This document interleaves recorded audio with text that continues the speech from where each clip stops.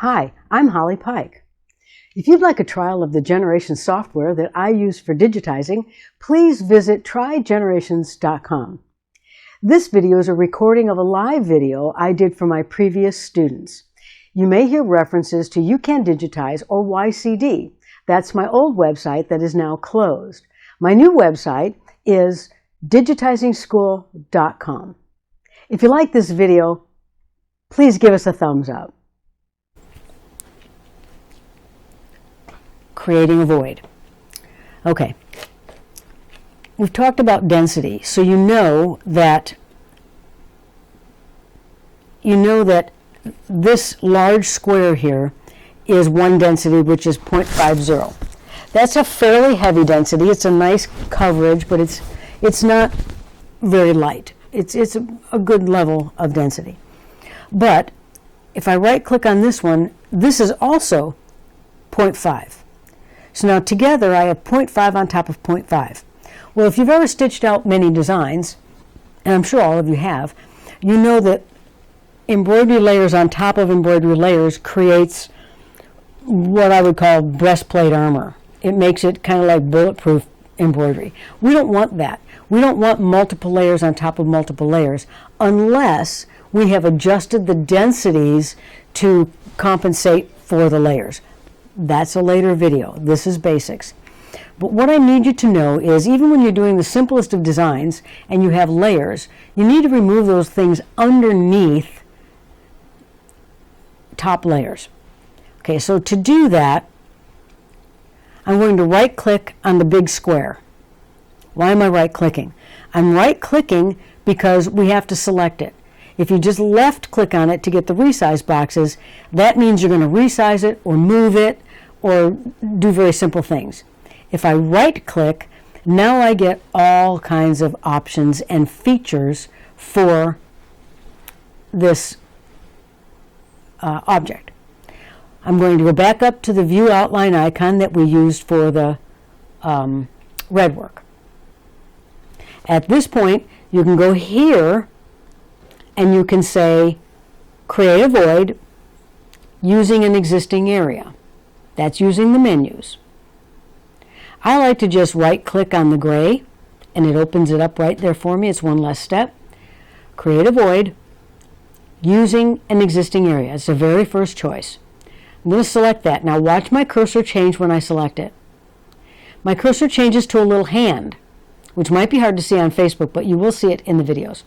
Now I'm just going to move over to where I think my windows are. There's one, and I'm going to left-click.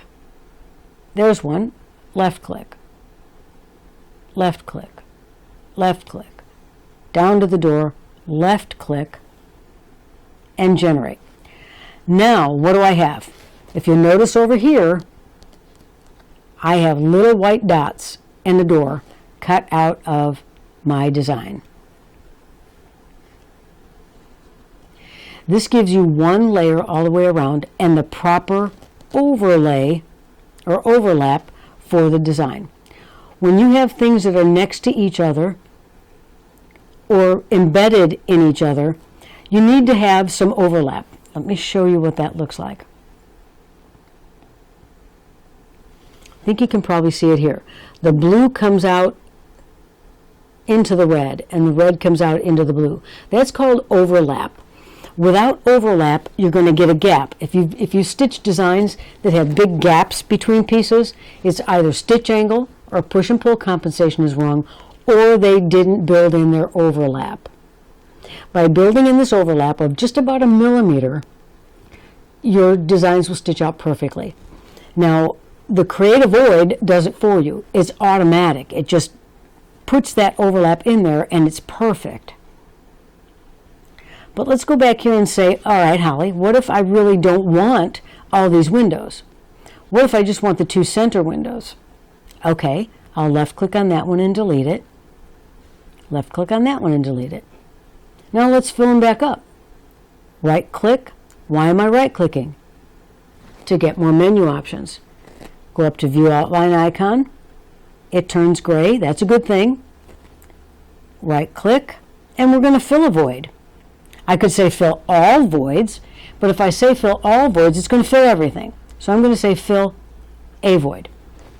Again, my cursor changes to a hand. I'm just going to come up here and go fill that guy up, fill that guy up, generate the stitches, and it's like they were never there. Now there is a document in your workspace, in your work stuff, that you have a create a void and a fill a void. It tells you how to do it, walks you through it with a little donut shape, so that you'll be able to do this anytime you want. And the same thing for fill a void. I provided those for you. We do the voids, we create the voids so that we don't have multiple layers of stitching on top of one another. We create an overlap so we don't have gaps. If I make a square,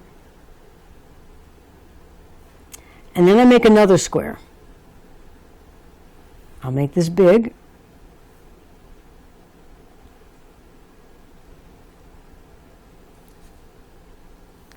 Let's make that one pink so you can see it. If I take this square and I lay it where it looks to me like it's right up next to that blue, like right there, that may or may not be enough overlay. Let's take a look. It's not.